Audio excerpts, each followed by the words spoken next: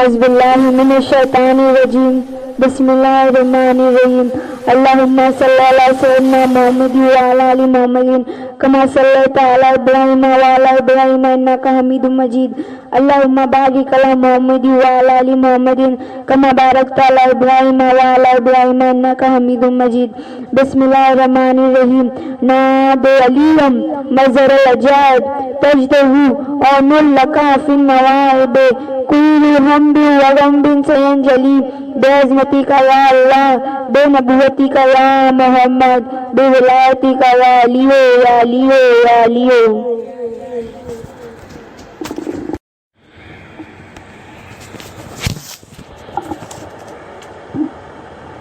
امام حسن علیہ السلام کے دور میں آپ دسترخوان بچھایا کرتے تھے جہاں ہزاروں لوگ کھانا کھا کر اپنے ایمان تازہ کرتے تھے. یہ بات عرب میں پھیلنے لگی کہ دسترخوان امام حسین علیہ السلام میں اللہ نے شفا رکھی ہے تو سب غریب اور امیر دونوں ایک ہی ساتھ بیٹھ کے نیاز امام حسین علیہ السلام کے یہاں کرتے تھے. ایسے ہی مدینے میں عبداللہ ابن عباس شدید بیمار ہو گئے، یہاں تک کہ طبیب نے انہیں کہہ دیا کہ آپ کا علاج ممکن نہیں، اور یہ بات سن کر وہ غمزدہ ہو کے رو ہی رہے تھے کہ اتنے میں کسی نے کہا کہ عبداللہ کیوں پریشان ہو، ہم نے اپنے آنکھوں سے دربار خانے امام حسین علیہ السلام کے معجزے دیکھے ہیں، جاؤ امام حسن کے ہاتھوں کھانا کھا کے تو دیکھنا تمہارا مرض ختم ہو جائے گا. بس جیسے ہی عبداللہ لوگوں کے سہارے کے ساتھ مسجد نبوی کی طرف آتا ہے، دسترخوان امام حسن پہ بیٹھے امام حسن علیہ السلام نے اپنے مبارک ہاتھوں سے جیسے ہی انہیں کھانا دیتے ہیں وہ اللہ کے رزق کو شفا سمجھ کے اللہ کا نام لے کے کھاتے ہیں. امام حسن علیہ السلام کے صدقے وہ شفا پاتا ہے. وہ عبداللہ جو ٹھیک سے کھڑا بھی نہیں ہو پا رہا تھا وہ اپنے آپ خود بخود اپنے قدموں پہ اٹھ کے چلنے لگا اور چیخ کے کہنے لگا، مجھے شفا رسول اللہ کے نواسے حسین ابن علی کے دسترخوان سے ملی ہے. اور یوں دسترخوان امام حسین علیہ السلام کے معجزے گلی گلی شہر میں اہل بیت کے چاہنے والے بناتا رہا. ہزاروں لوگ روز دسترخوان امام حسن پہ آتے تھے، کھانا کھا کر اللہ سے دعا مانگتے تھے اور وہ ان کی دعا پوری ہوتی تھی. جو بھی بیمار امام حسن علیہ السلام کے دستر پہ بیٹھ کے کھانا کھاتا تھا تو اللہ کے کرم سے ان کی بیماری ختم ہو جاتی تھی. اور سید سادات نے بھی اس دسترخوان کو بچھانا بند نہیں کیا. پھر ایک مرتبہ شام کے حاکم نے یہ بات سوچا کہ حسن ابن علی کو دعوت پہ بلاؤ، اور اگر حسن دعوت قبول نہ کرے گا تو ہم یہ کہہ دیں گے کہ ہم تو دوستی کا ہاتھ بڑھاتے ہیں، یہ اولاد حسین تکبر کرتی ہے، ہمیں اپنا نہیں سمجھتی، اور اگر حسن ہماری دعوت قبول کریں گے تو پھر ہم انہیں کہیں گے کہ حسن کو بہت سارے ہیرے اور بہت سارے سونے کی اشرفیاں دوں گا. اگر حسین قبول کرے گا تو ہم یہ باتیں پھیلائیں گے کہ یہ اور اس کا بابا علی کہتا ہے کہ ہم نے تو دنیا کو طلاق دے دی ہے. پھر انہوں نے یہ ہیرے اور سونے قبول کیوں کیے؟ لیکن اگر حسن قبول نہیں کریں گے تو ہم یہ کہیں گے کہ رسول اللہ تو تحفہ قبول کرتے تھے، لیکن یہ کیسی اولاد ہے جو امت کا تحفہ ٹکرا دیتی ہے. امام حسن علیہ السلام کو دعوت دی گئی، اور جب امام حسن علیہ السلام شام کی طرف آئے، یہ بات پورے شام میں پھیل گئی تھی کہ امام حسن علیہ السلام نے دعوت قبول کی ہے اور اپنے مبارک قدم لیے شام کی طرف روانہ ہوئے. یہ خبر ایک نالائن بنانے والے تک پہنچی تو اس نے سوچا میں اپنی طرف سے اللہ کے رسول کو کیا دوں. وہ سوچتا رہا لیکن بالآخر اس کی بیوی نے کہا ایک خوبصورت سا نالان بناؤ اور پھر اپنے ہاتھوں سے رسول اللہ کے نواسے کو پہنا دو۔ ہم غریب ہیں، ہماری اوقات ہی کیا ہے، ہم اس سے زیادہ اور کیا دے سکتے ہیں۔ بس اس نے نالان بنانا شروع کر دی اور امام حسن علیہ السلام شام شہر آ پہنچے۔ تمام لوگ امام حسن علیہ السلام کی زیارت کرنے کے لیے جمع ہونے لگے اور وہ نالان بنانے والا نالان بنا کے امام حسن کی خدمت میں آیا اور عرض کیا، اے نواسہ رسول، میں نے بڑے ہی خلوص اور پیار سے آپ کے لیے یہ نالان تیار کی ہے، مجھ حقیر کا یہ تحفہ قبول کرے۔ امام حسن علیہ السلام نے فرمایا، اللہ نیت دیکھتا ہے، تمہارا تحفہ ہم نے قبول کیا۔ وہ جانے لگے۔ امام حسن نے فرمایا، ٹھہرو، میرے ساتھ چلو۔ وہ نالان بنانے والا رسول اللہ کے شہزادے حسن کے ساتھ جب دربار میں آ پہنچا تو حاکم شام نے امام حسن علیہ السلام کے پاس بہت سارے ہیرے اور بہت سارے سونے کی اشرفیاں بھیج دی اور یہ کہا کہ یہ میری طرف سے آپ کو تحفہ ہے۔ جو دربار میں لوگ تھے وہ کہنے لگے، اتنے ہیرے، اتنی اشرفیاں رسول اللہ کے بیٹے کو؟ تو شام کا حاکم نے کہنے لگا کہ دنیا کو معلوم ہونا چاہیے ابو سفیان کا بیٹا کتنا سخی ہے کہ رسول اللہ کے بیٹے کو کیا تحفہ دیتا ہے۔ امام حسن مسکرانے لگے۔ اتنے میں وہ نالان بنانے والا کہتا ہے، مولا آپ مجھے اجازت دیجیے۔ امام حسن نے فرمایا، اے میرے نالان بنانے والے، یہ سارے ہیرے، یہ سارے سونے کی اشرفیاں اٹھاؤ، یہ میں نے اس نالان بنانے کے بدلے تم کو دے دی ہے۔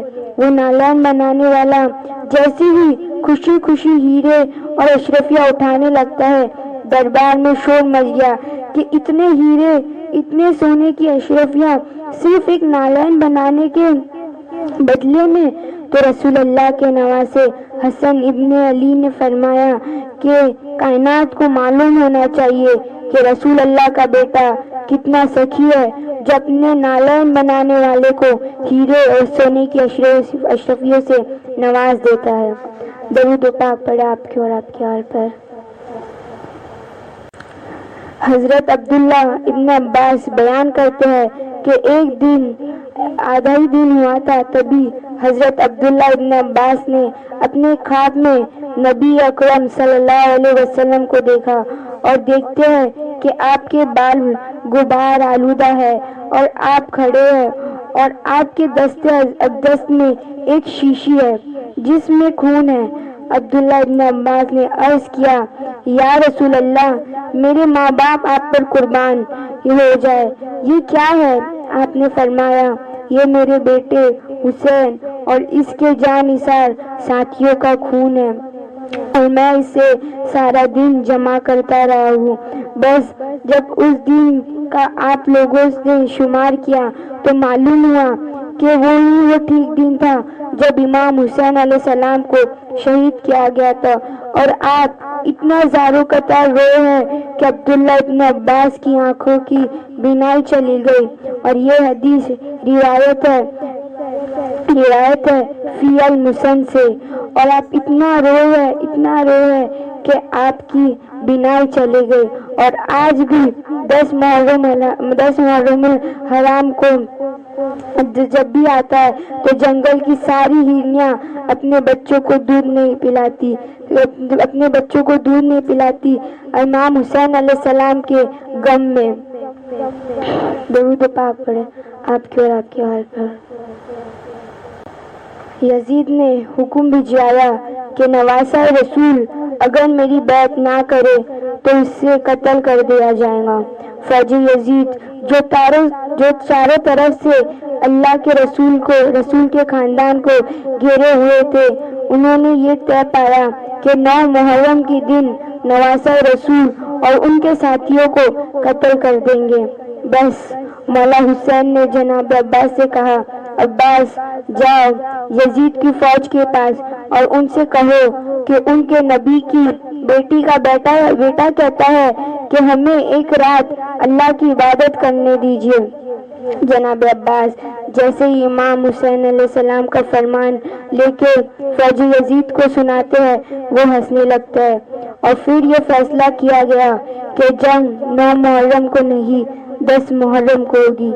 امام حسین علیہ السلام شب عاشور تمام ساتھیوں کو اپنے پاس بلاتے ہیں اور کہتے ہیں، اے لوگو، یہ جو فوج تم دیکھ رہے ہو سب میرے خون کے پیاسے ہیں، کل مجھے قتل کیا جائے گا، میری بہنوں اور بیٹیوں کو بے پردہ کر کے بازاروں میں پھرایا جائے گا۔ اے لوگو، تم مدینے سے لے کے یہاں تک میرے ساتھ دیا ہے، اب میں یہ حجت تمام کرتا ہوں، چلے جاؤ اپنے اپنے شہر، واپس چلے جاؤ، تمہاری جنت کا زمین میں ہوگا۔ لوگ ادھر ادھر دیکھنے لگے کہ مولا یہ کیا فرما رہے ہیں، آپ کو چھوڑ کے ہم کیسے چلے جائیں؟ امام حسین علیہ السلام فرماتے ہیں، اے لوگو، تم سب کو شہادت کا مرتبہ اللہ کے رسول سے میں لے کے دوں گا، جاؤ چلے جاؤ۔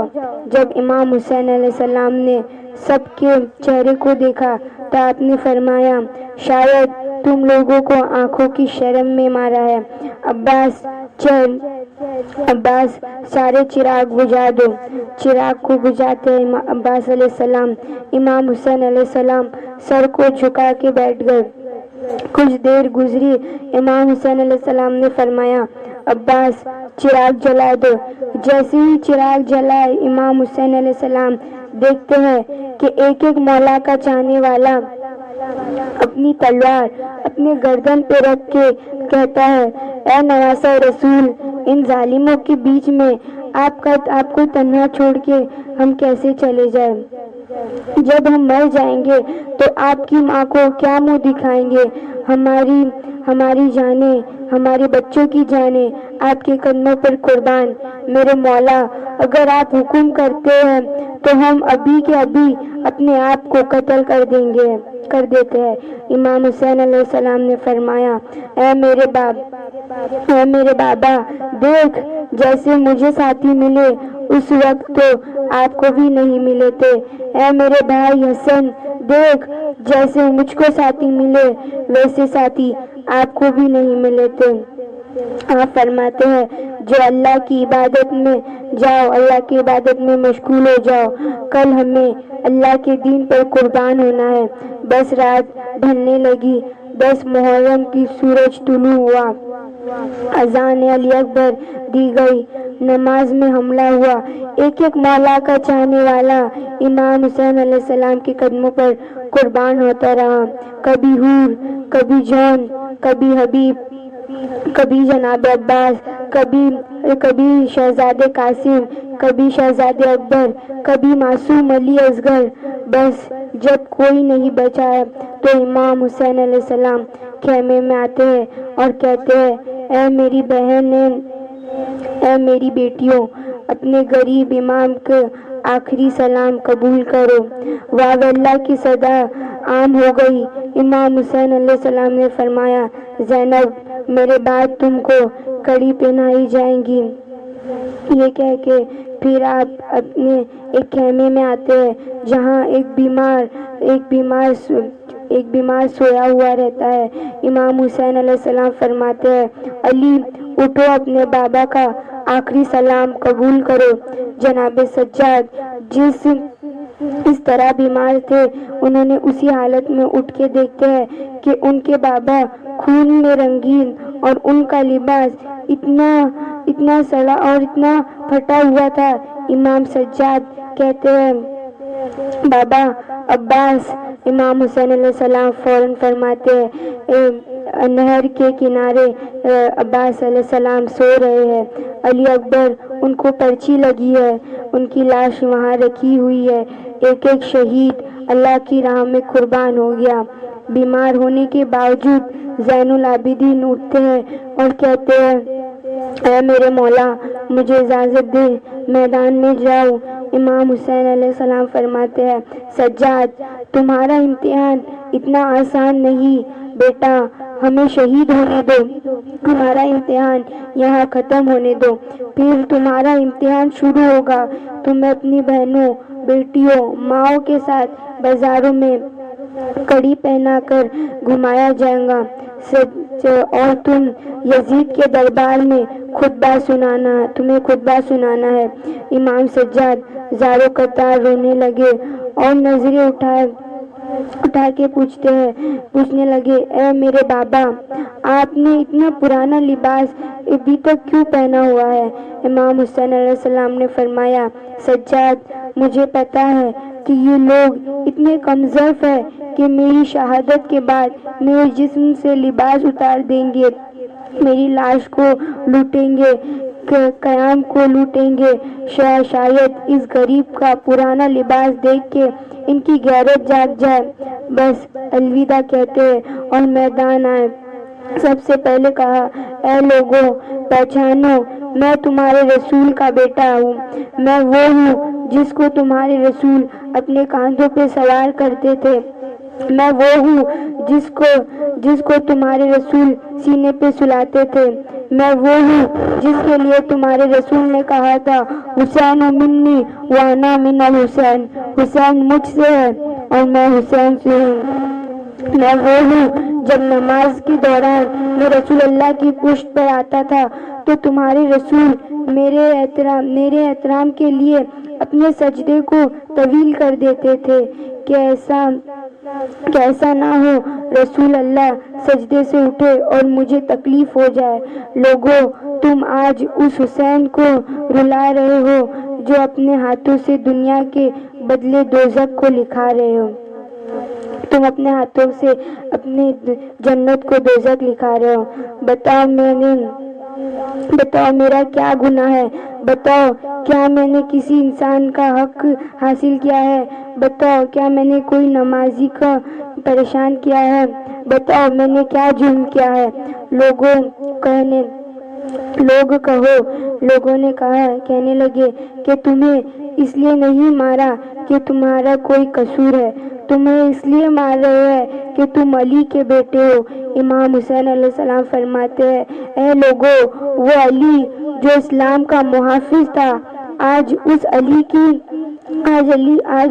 کو یہ صلاح دے رہے ہو کہ اسی کی اولاد کو اس میدان میں قتل کر رہے ہو۔ بس اتنے میں شمر کہنے لگا، حسین کی بات نہ سنو، بس حملہ کر دو۔ امام حسین علیہ السلام پر حملہ ہو گیا اور تاریخ نے تحریر کر دیا کہ اس زمین پر آج سے پہلے ایسی جنگ کبھی نہیں دیکھی تھی کہ ایک طرف ہزاروں کی فوج اور ایک طرف 3 دن کا پیاسا بھوکا حسین ابن علی تھا۔ لاشیں شدہ پہ روتے ہوئے ہزاروں کے لوگوں کو فنار جہنم کرتے ہیں۔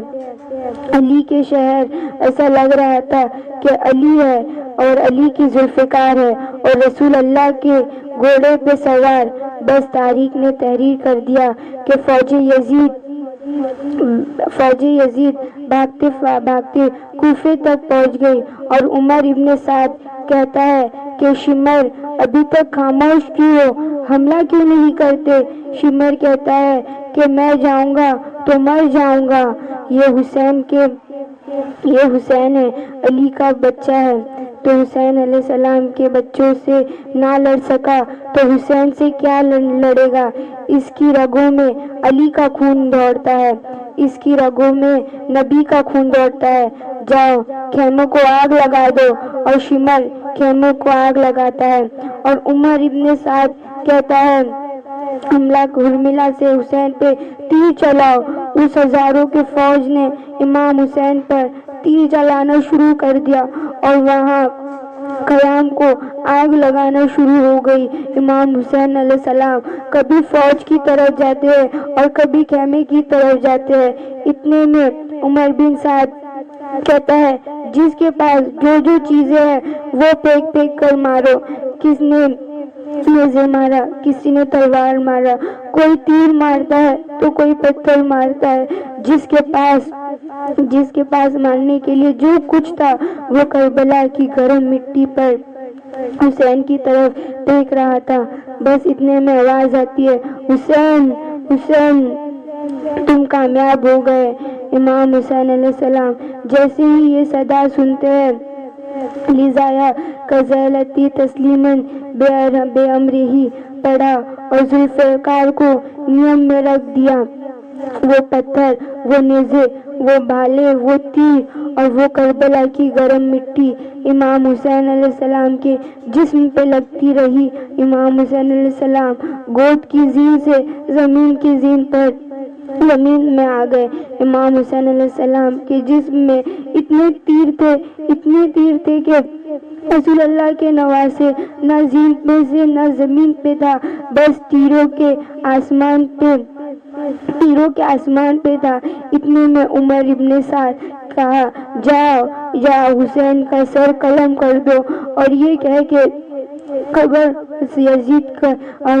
کہ ہم یزید تک پہنچائیں گے۔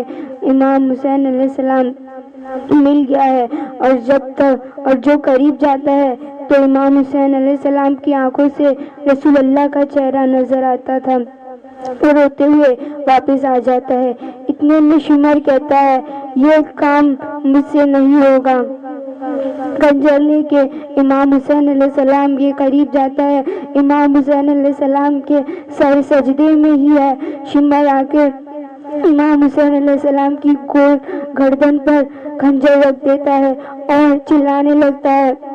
شمر دیکھا کہ امام حسین علیہ السلام کچھ پڑھ رہے ہیں، وہ ہنس ہنس کے سوچنے لگا، شاید حسین پچھتا رہا ہے، ذرا قریب آ کے سنا تو کیا کہتے ہیں کہ جا کے یزید کو بتاؤں گا کہ وہ کون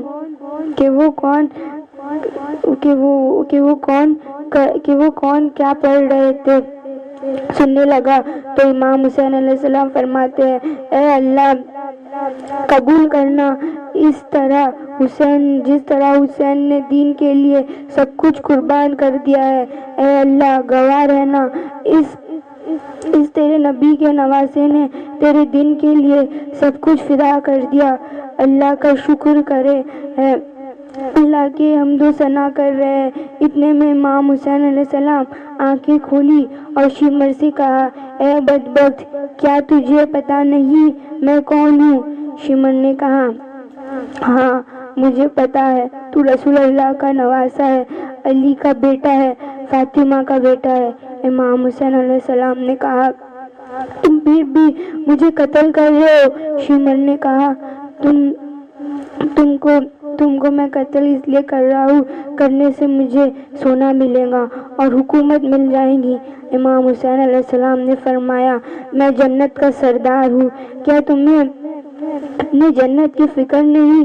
شمر ہنستا رہا اور امام حسین علیہ السلام کے گلے پر خنجر چلانے لگا۔ امام حسین علیہ السلام اللہ کا ذکر کرتے رہے اور نواسہ رسول کا سر تن سے جدا ہو گیا۔ بس امام حسین علیہ السلام کا سر فوجی یزید نے جدا کر کے خوشی کا ماحول برپا ہو گیا۔ جب انہوں نے دیکھا کہ امام حسین علیہ السلام کا سر تن سے جدا ہو گیا تو سب جھومنے لگے، ناچنے لگے، اور عمر ابن سعد نے کہا، لوٹو اہل بیت کو لوٹو، اور فوج خیموں کی طرف بڑھتی ہے۔ بیویوں نے ماتم کرنا شروع کر دیا اور فوجی یزید ایک ایک چیز کو لوٹنا شروع کر دیتی ہے۔ اتنے میں شمر دیکھتا ہے کہ میدان میں 4 سال کی بچی بابا کر رہی ہے۔ شمر قریب گیا، اس بچی نے سوچا شاید میں یتیم ہو گئی ہوں،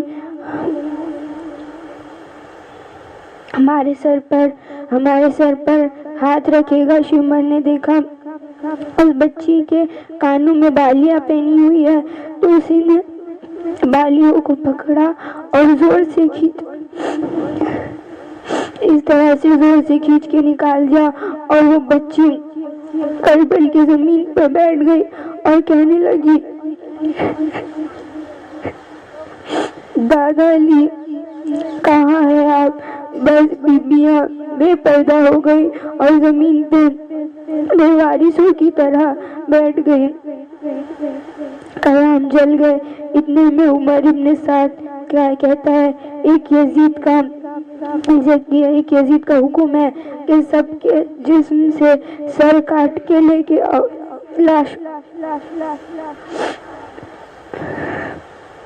لاشوں پہ گھوڑے دوڑاؤ تاکہ دنیا کو معلوم ہو جائے اس یزید کے سامنے جو کوئی بھی آئے گا یزید اس کی بیٹیوں کو بے پردہ کر دے گا, اس کی لاشوں کو ایسا کر دے گا کہ کوئی اسے پہچان نہیں پائے گا. شمر نے کہا ہاں لاشوں کو لگاؤ, گھوڑوں کو تیار کرو. کسی قبیلے سے آواز گئی. اکبر کی ماں ام لیلہ ہمارے قبیلے سے, ہم اکبر کی لاش پہ گھوڑے نہیں دوڑائیں گے. عمر ابن سعد نے کہا ٹھیک ہے اکبر کی لاش جدا کر دو. کسی نے کہا جون ہمارے قبیلے سے, اس کی لاش کو جدا ہو گئی. کسی نے کہا اون اور محمد ہمارے قبیلے سے ہے, اس کی لاش جدا ہو گئی. کسی نے کہا حور ہمارے قبیلے سے ہے, اس کی لاش جدا ہو گئی. لیکن کسی نے کہا کہ جناب عباس پہ ہم گھوڑے نہیں دوڑائیں گے. کسی نے کہا قاسم کے شہزادے کا بیٹا ہے, قاسم حسن کا شہزادہ ہے, ان کا بیٹا ہے, ہم ان پہ گھوڑے نہیں دوڑائیں گے. کربلا کی اس گرم زمین پر امام حسین علیہ السلام پڑے رہے, لیکن کسی نے یہ نہیں کہا کہ امام حسین علیہ السلام ہمارے قبیلے سے ہے. ایک ایک کر کے ہر شہیدوں کی لاش جدا ہو گئی. بس ایک غریب ماں اور ایک غریب باپ کا بیٹا حسین